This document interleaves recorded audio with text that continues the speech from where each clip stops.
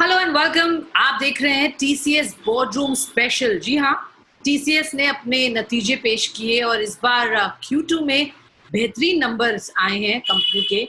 अगर हम बात करें हर पैमाने पर बेटर देन एस्टिमेट्स हैं और अगर रेवेन्यू देखें तो यहाँ 4.7% बढ़त हुई है।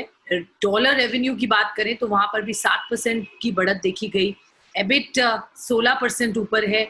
एबिट मार्जिन की बात करें तो वो भी 26.2% पर आया है, यहाँ भी बढ़त देखी गई। और पैट की बात करें तो 7475 करोड़, जबकि पिछले साल यही क्वार्टर में 7000 और करोड़ था। तो हर पैमाने पर नंबर्स बेहतर आए हैं स्ट्रीट से। और अब चलते हैं सीधे कंपनी के top management V Ramakrishnan, CFO TCS, और मिलिंद लक्कड़ जो कि सीएचआरओ कंपनी के एचआर हेड टीसीएस मेरे साथ जुड़ रहे हैं। बहुत बहुत शुक्रिया जेंटलमैन हमारे साथ शो में जुड़ने के लिए। पहले तो बधाई आपको, दोनों को ही अच्छे नंबर्स आए हैं कंपनी के डिस्पाइट द चैलेंजिंग एनवायरनमेंट जिसकी सब बात कर रहे हैं।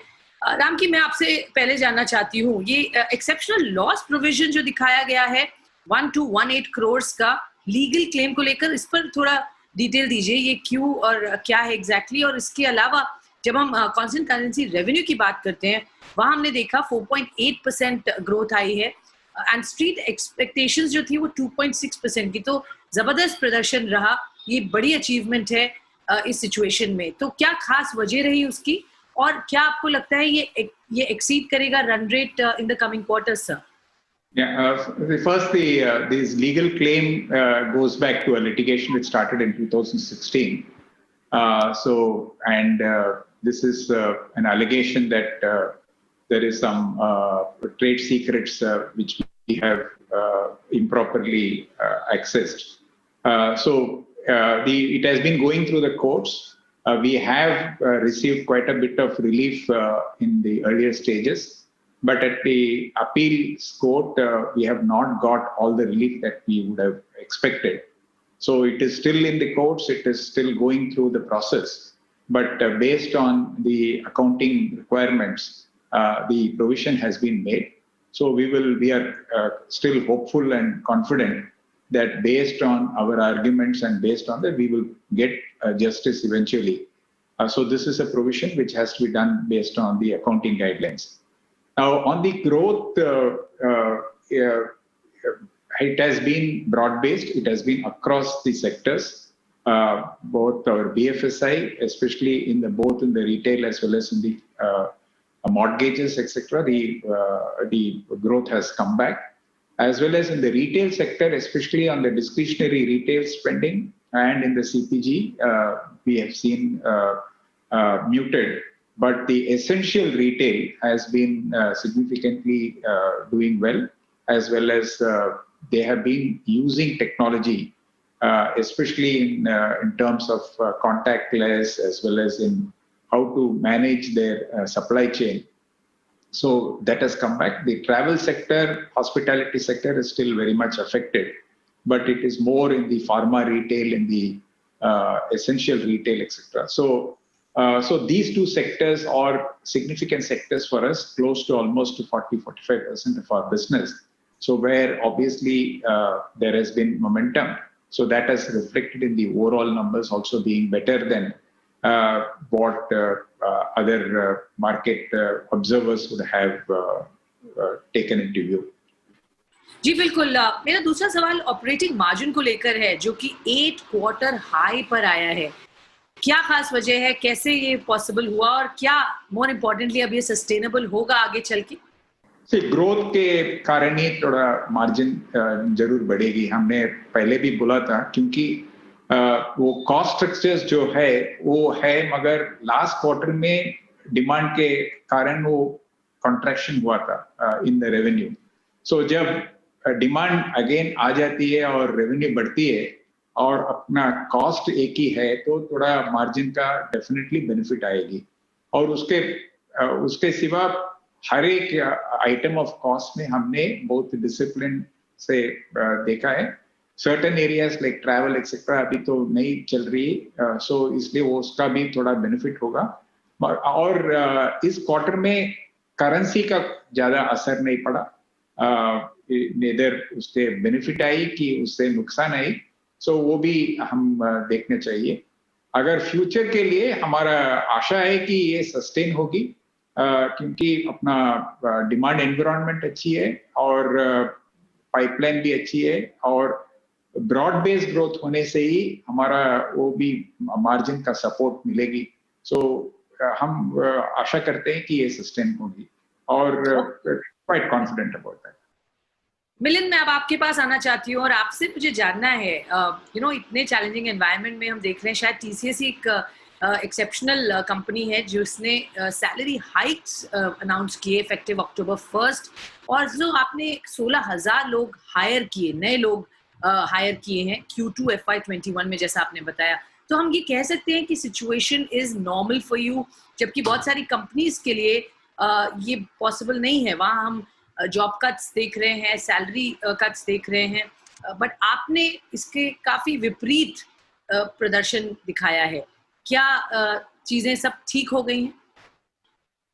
ऐसा है कि जिस तरह से बिजनेस हमने देखा इसको लास्ट क्वार्टर में, और हमने पहले से सोचा कि इसको ऐसा बहुत पहले से सोचते आ रहे हैं कि इसको कैसे प्लान किया जाए, वो प्लानिंग भी थोड़ा प्लानिंग अहेड होने के कारण भी काफी फायदा हुआ है हमको। whether it is training hiring, virtual onboarding of training, lateral hiring based on the demand, वो सब चल रहा, अच्छा चला, और वो उससे भी सप्लाई का हमको कोई भी कंस्ट्रेंट नहीं आया लास्ट क्वार्टर में। वो बहुत अच्छी बात हुई। हम आगे अब अगले क्वार्टर में भी हम लोग 12,000 ट्रेनीज लेके आने वाले हैं, ऑनबोर्ड करने वाले हैं। laterals also we are hiring continuously and depending on the business demand. So जैसे हम we don't give a revenue guidance. I'm not going to be able to tell you what exactly will happen in the next 2 or 3 quarters, but लक्षण सब अच्छे दिख रहे हैं। Okay, लक्षण अच्छे हैं। और आपने ये भी कहा कि आप एट्रिशन रेट की अगर मैं बात करूँ तो ऑल टाइम लो है एट 8.9%। क्या खास वजह रही और क्या यही लेवल्स आगे रहेंगे सर? आई थिंक हमारा वैसे भी हमेशा की तरह इंडस्ट्री बेस्ट रिटेंशन है हमारी company. This is not a surprise. अभी थोड़ा सा I will accept that some of it is also improved because of the current COVID situation. I think लोगों को वैसे भी अच्छी अपॉर्चुनिटीज मिल रही है, अच्छा काम मिल रहा है। मैं एक्सपेक्ट करता हूँ कि retention levels will be similar. थोड़ा सा एक few points here and there may happen, but ऐसा है कि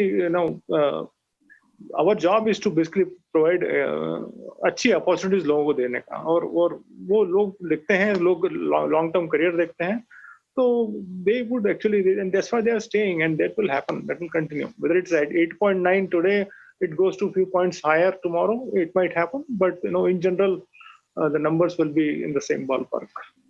Okay, all right. राम की, मैं आपके पास वापस आती हूँ। डील विंस की बात करना चाहती हूँ। $8.6 billion as compared to $6.9 billion in the previous quarter. क्या डील्स पुश हुई हैं Q1 से Q2 या ये फ्रेश डील्स हैं? ऐसे चैलेंजिंग एनवायरनमेंट में भी आपको डील्स अच्छे आए, इस पर थोड़ा डिटेल्स दीजिए। और 8.6 में एक चीज ख्याल रखना है, उसमें 2.5 एक डील था, हमने जो 3 या 4 क्वार्टर पहले उसके बारे में बात किए थे, मगर वो अभी कॉन्ट्रैक्ट अभी साइन हुई, इसीलिए इस क्वार्टर में उसको हम इंक्लूड कर रहे हैं। ये Phoenix customer in the UK insurance का बिजनेस है, हमारे बहुत सालों से हमारे बहुत वैल्यूड कस्टमर है, और इसका और एक बड़ा प्रोग्राम, इसके बारे में हम पहले भी बात कर चुके थे। सो इसको एक्सक्लूड करने से 6.1 बिलियन, तो इसमें दोनों रहेगी, रिन्यूअल्स रहेगी और न्यू कस्टमर्स भी रहेगी। So across the various markets as well as on the sectors.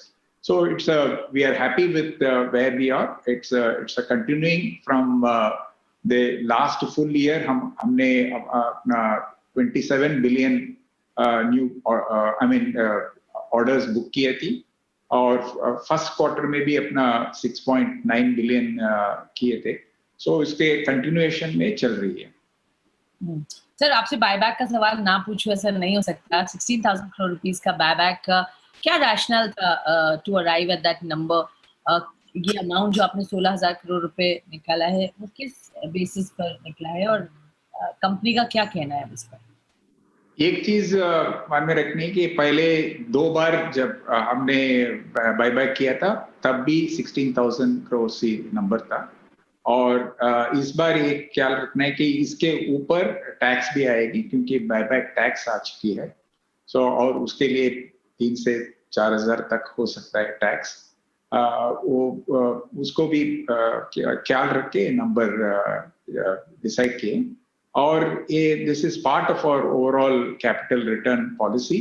So the returns which we have, I mean the free cash flow that we generate, we return it to the shareholders. So buyback is one of the options. We also have announced interim dividend of 12 rupees per share, which will also be paid in the next few days. Okay. Milind, 2 दिन पहले ही US ने stricter rules H1B visa के लिए announce किए थे। आप कैसे देखते हैं इस मूव को इन टर्म्स ऑफ सब कॉन्ट्रैक्टिंग, एंड कुछ इम्पैक्ट आपको कंपनी पर इसका दिखता है? ऐसा है कि अभी ये कल परसों रात को आया है, तो अभी हमारी टीम्स पढ़ रही है सब डॉक्यूमेंट्स, बहुत बड़े डॉक्यूमेंट्स हैं। तो अभी एकदम बहुत डिटेल में कमेंट नहीं कर पाऊंगा मैं, लेकिन इतना बोल सकता हूँ कि थोड़ा इम्पैक्ट होगा, ऐसा नहीं कि नहीं होगा। लेकिन हमारे जो लीवर्स है हमारे पास जैसे लोकेशन इंडिपेंडेंट एजाइल और SBWS, और हमारे जिस तरह से अभी जिस तरह से लोगों कस्टमर का माइंडसेट और हमारे organisation mindset has changed to be able to work from anywhere, ये सब चीजों के कारण इम्पैक्ट रिलेटिवली कम होगा मेरे हिसाब से। ओके, रिलेटिवली कम होगा आप ये कह रहे हैं, बट अभी उसको स्टडी कर रहे हैं जैसे आप बता रहे हैं। आपके पास वापस आती हूँ राम की, हम लोग सब सेगमेंट्स की भी बात करना चाहते हैं। BFSI एंड रिटेल ग्रोथ देखें तो वो एक्सेप्शनली गुड थे, ग्रोथ ऑफ 6.2%, 8.8% Q1Q रिस्पेक्टिवली, अगर मैं BFSI और रिटेल का रिस्पेक्टिवली बात करूँ। क्या हम कह सकते हैं ये ग्रोथ को देखते हुए कि फुल फ्लेज्ड रिकवरी वापस आ गई है और ट्रैक पर है? और स्पेसिफिकली मैं रिटेल वर्टिकल की बात करूँ तो रिटेल में ऐसे पहले भी मैं बोल चुका था, रिटेल में डिफरेंट सेगमेंट्स है। उसमें एसेंशियल रिटेल जो बोलते हैं उसमें business has been very good because especially in this pandemic, and they have been also adopting measures to see how they can do many things on a hybrid model, both online as well as to make sure that even when they are delivering from premises, how it is done in a contactless manner, curbside delivery.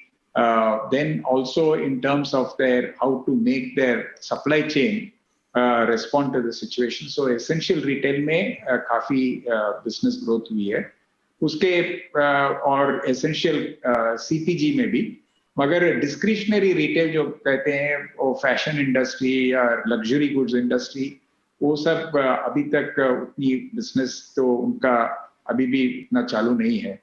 उसके बाद वो अपना travel sector, airlines का business, airlines तो चल रही है मगर उसका कैपेसिटी पूरा तक अभी यूज नहीं हो रही है। होटल्स बहुत जगह में खुला नहीं है अभी। Luxury travel, similarly tourism etcetera has not started. So जब रिटेल को हम देखते हैं इसके मुताबिक देखनी है कि डिफरेंट सेगमेंट्स, सो जैसे दूसरा सेक्टर्स भी ओपन हो गए उसका डेफिनेटली वो उसका भी बिजनेस वापस आएगी, मगर उसको जब तक आएगी हम अभी तो कोई बोल नहीं सकते हैं। ओके, सो वर्टिकल वाइज तो मैंने बात की, but if I talk about geographies, और यहाँ हमने देखा कि यूरोप में 6.1% ग्रोथ है, यूके में और नॉर्थ अमेरिका में 3% से ज्यादा ग्रोथ है, इंडिया हैज अ 20% ग्रोथ। ये लेवल्स भी आपको दिखते हैं इस तरह की सस्टेन होंगे आगे, और इंडिया इतना प्रॉमिसिंग सेटअप रहेगा और आगे बढ़ भी सकता है? एक चीज ख्याल रखनी पड़ेगी कि इंडिया में लास्ट क्वार्टर आपका करीब 26% नीचे आई थी बिजनेस। सो जब 20% अभी खुली है, वो जो बिजनेस कम हुआ था अभी वापस आ गया। मगर इंडिया में हम बहुत सारे चीज करते हैं, गवर्नमेंट का बहुत सारे डिपार्टमेंट्स का लिए काम करते हैं, और पब्लिक सेक्टर और उसके प्राइवेट सेक्टर में भी big companies we service. And other thing is on the whole examination, the whole evaluation business, which that is a big where we participate in all the major evaluations which happen, and also things like passport, etc. So some of those businesses were definitely affected in the last quarter. We are seeing some of it coming back. So one has to look at it from that angle. While just as in various other parts of the world, technology is also a huge differentiator for both private enterprises in India as well as in the government. Government is rolling out several programs which are all built on harnessing the power of technology, right? Whether it is in terms of social objectives or in terms of financial inclusion, various sectors which they are doing, healthcare, technology is at the forefront. So obviously we participate in some of these programs, and that has also been helping. Okay, and technology clearly is at the forefront, जैसा आप कह रहे हैं, across sectors, across segments. Milind, एक सवाल आपसे मैं जानना चाहूंगी. मैं लास्ट टाइम भी बात की थी, work from home is the new normal, और आपने तो बहुत सारे एम्प्लॉइज को ऑलरेडी वर्क फ्रॉम होम पर ही इनरोल कर लिया है. आगे क्या फिलॉसफी रहेगी और आगे क्या स्ट्रैटेजी रहेगी? क्या वर्क फ्रॉम होम पे आप कन्विंस्ड है प्रोडक्टिविटी वाइज, एंड यही आगे ट्रेंड रहेगा कंपनी का even when you enrol people?